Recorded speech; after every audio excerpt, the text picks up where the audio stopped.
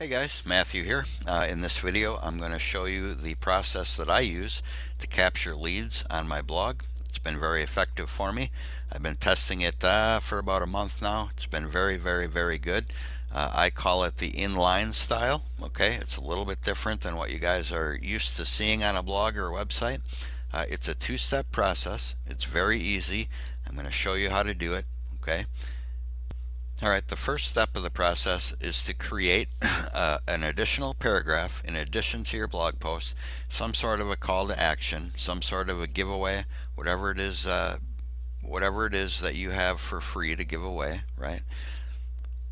Whatever you would use to persuade somebody to subscribe to your email list, whether it's, follow my newsletter, whatever it is, okay? Just make sure that whatever you offer here is congruent with or matches the topic of the blog post that you wrote about. Okay, that's where it's going to be the most effective. All right, so you go ahead. I use Notepad so that I can change it and save it and copy and paste it. Right, make sure you have this enter your email address at the end. Okay, this is all customizable based on what your blog topic is and what you're giving away. Just make sure you always add the enter your email address, and I'll show you why that is later. Okay? For the second step in the process, we need to create the web form. All right. Now the web form for this particular type of lead capture on my blog is a little bit different than what you guys are typically used to seeing on a blog. Okay, and I'm going to show you why. I use GetResponse. This is my GetResponse back office, so I'm going to go to create a new web form. All right, and this is what I mean. These are the typical web forms that you guys would see, like in the sidebars, widgets on blogs and websites, right? Lots of color, lots of graphics, basically designed to capture your attention. Okay, for this particular method, I don't want that. All right, I want a web form that's going to blend in to my blog and look like it's a seamless part of the blog post. Okay, makes sense? So I'm going to use this one right here. It's completely transparent background. Okay, has no color, no graphics, no nothing, right? Apply, brings it down into my work area. Okay, I'm not going to put anything here, so I'm going to take the header out, I'm going to take the footer out, the privacy, the powered by. Really all I want is the name, the email, and the sign up button. Okay, now you can change the color, you can change what this button says. Okay, it's customizable, but for the point of this video and just to keep it short and simple, I'm just going to go with this right here. Okay, so the next step, right, gives me the options for default thank you page. That's what I'll stay with here. Custom thank you page would be if you want to redirect them when they subscribe. You could redirect them to a different page, maybe a different piece of content, whatever it is, right? Advanced, as it is right now, when a person opts into this web form, they're going to be put into this campaign. My autoresponder would take over. That's all good.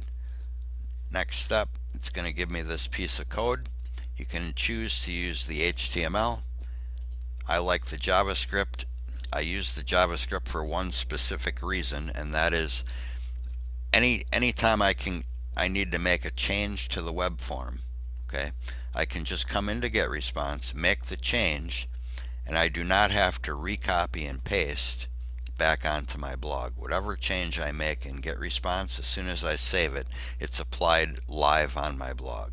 Okay, makes sense? I don't have to come back in here. If I use HTML and I make a change, I have to copy all this, go in, repaste it. It's kind of a pain in the butt. So I use the script, right? So now that we have that, we got to go and we have to grab this piece of content, okay, copy it, go to your blog post, right? This is where my blog post actually ends. That's where I'm going to paste it. Looks like it's just another start of a new paragraph, right? Blending right in, okay?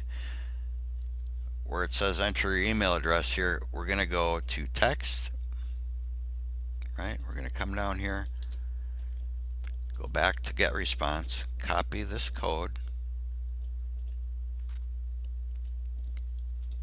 here, give it a space, paste it here. All right, back to visual. It won't show up until it's published, okay? But when you publish it, this is what it'll look like. Okay, this is a post that I use it on. All right, so the person reads this content, they watch the video, read more content, and you see it starts right here. Okay, so they're reading the content, it's in direct line of their reading. Okay, they're going to start reading right into this. It's related to what they just read. Here's the form. Okay, see how it blends right in here.